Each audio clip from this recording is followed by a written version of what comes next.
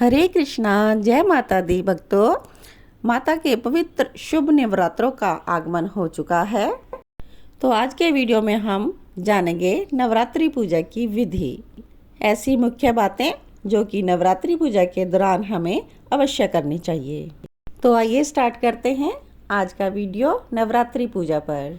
सबसे पहले घर के मुख्य द्वार पर यानी कि मेन गेट के दोनों ओर हम कुमकुम, रोली और सिंदूर के द्वारा लाल रंग से शुभ स्वस्तिक चिन्ह बनाएंगे और उसके बाद मेन गेट पर हम हल्दी के द्वारा स्वस्तिक चिन्ह बनाएंगे और फिर मेन गेट पर ही हम आम के पत्तों का बंधनवार बनाएंगे।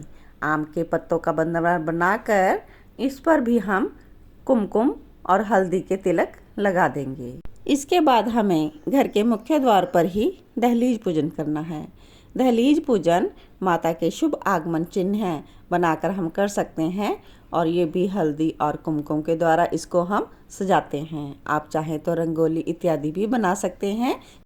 माना जाता है कि ऐसा करने से माता लक्ष्मी जी प्रसन्न होती हैं और आपके घर में ही निवास करती हैं और नवरात्रि में ही माता जी भक्तों के घर में ज़रूर पधारती हैं। इसके बाद आप अपने मंदिर में पूर्व दिशा में ईशान कोण की तरफ पूजा का स्थान बनाएं और वहां पर आप कलश स्थापना कर सकते हैं। चावल की ढेरी लगाएं और उसके ऊपर हम गंगा जल मिश्रित जल और उसमें सुपारी, सिक्का, चावल, हल्दी की गांठ इत्यादि डालकर हम कलश को पूर्ण कर दें और इस पर स्वस्तिक का चिन्ह बनाएं और इस पर मोली कलावा भी बांधें और इसमें 5 या 7 आम्र के पल्लव डालें। इसके ऊपर नारियल लाल वस्त्र में मोली और भेंटा बांध कर रखना है।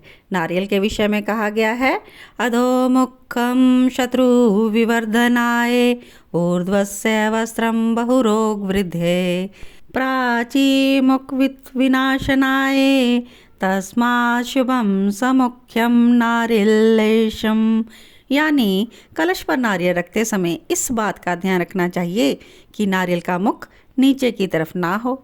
नारियल का मुख नीचे होने से शत्रुओं की वृद्धि होती है और नारियल खड़ा करके रखते हैं या मुंह ऊपर की ओर होता है तो रोग बढ़ते हैं, यानी घर में रहने वाले लोग अधिक बीमार रहते हैं। कलश पर नारियल रखते समय अगर नारियल का मुख पूर्व दिशा की ओर होता है तो आर्थिक हानि होती है और धन या हानि के योग बने रहते हैं। लेकिन कलश स्थापना का उद्देश्य तभी सफल होता है जब कलश पर रखा हुआ नारियल का मुख पूजन करने वाले व्यक्ति की ओर हो। इसके बाद हमें एक मिट्टी के पात्र में मिट्टी डालकर या रेता डालकर और उसमें गंगा जल का जल हमें छिड़काना है और उसमें हमें जौ या 7 तरह के अनाज का बीज आपको डाल देने हैं और इनकी भी आप पुष्प के द्वारा और रोली मोली के द्वारा आप पूजन कीजिए और ऊपर से लाल वस्त्र के द्वारा चुनरी डालकर इनको ढक दीजिए। इसके बाद हमें गणपति गणेश जी की पूजा करनी है। गणपति जी की पूजा के बगैर कोई भी पूजा सफल नहीं मानी जाती। तो सबसे पहले एक चौकी पर गणपति जी का पूजन पान, सुपारी, पान के पत्ते और लाल पुष्पों के द्वारा पूजन इनका कर लीजिए। इन्हें रोली मोली भी भेंट कीजिए और इसके बाद माता जी का भी पूजन कर लीजिए। माता जी को लाल तिलक और इन पर लाल चुनरी और इनको पान, सुपारी, फल इत्यादि भेंटा स्वरूप प्रदान कीजिए। धूप दीप बाती के द्वारा पूजन कीजिए और इनको ड्राई फ्रूट का भोग निवेदित कीजिए। इसके बाद माता जी को आप सुहाग की सामग्री भेंट कीजिएगा और सुहाग की जो सामग्री है इसमें सर्वप्रथम लाल वस्त्र आते हैं। लाल वस्त्र आप माता जी को भेंट कीजिए या फिर आप लाल रंग की चुनरी गोटा किनारी सुंदर चमकीली भेंट दे सकते हैं। दूसरे नंबर पर सुहाग की सामग्री में आती हैं चूड़ियाँ। तो आप माता जी के लिए लाल रंग की चूड़ियाँ लेकर आएँ और मेहंदी लेकर आएँ जो कि ज़रूरी है और नेल पॉलिश और सिंदूर ये भी ज़रूरी हैं। और इसके अलावा आप माता जी को लाल रंग की बिंदी भेंटा कीजिए। आप सुहाग की सामग्री में और बहुत सी वस्तुएं आती हैं लेकिन मेन वस्तुएं यही हैं, तो ये ज़रूर लेकर आएँ और इसके अतिरिक्त आप जो भी भेंट करना चाहें वो आप ला सकते हैं।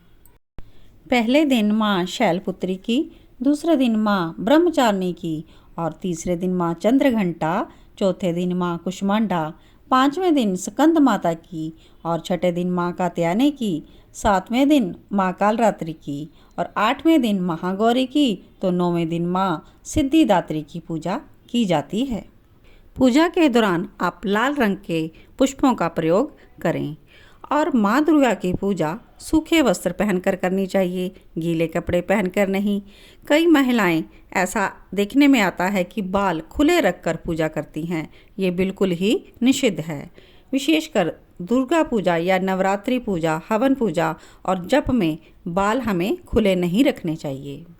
नवरात्रि में हमें दुर्गा सप्तशती यानी 700 श्लोकों के द्वारा दुर्गा की स्तुति ज़रूर करनी चाहिए और पूजन करते हुए छोटा सा मिनी हवन भी करना चाहिए। एक छोटे से पात्र में आप कपूर, गुग्गल इत्यादि डालकर, हवन की सामग्री डालकर मंत्रों के द्वारा देवी को आहुति दे सकते हैं और सर्व कल्याण के लिए आप मंत्र बोल सकते हैं। सर्वमंगल मांगल्ये शिवे स्वार्थे साधिके शरणे त्र्यंबके गौरी नारायणी नमोस्तुते।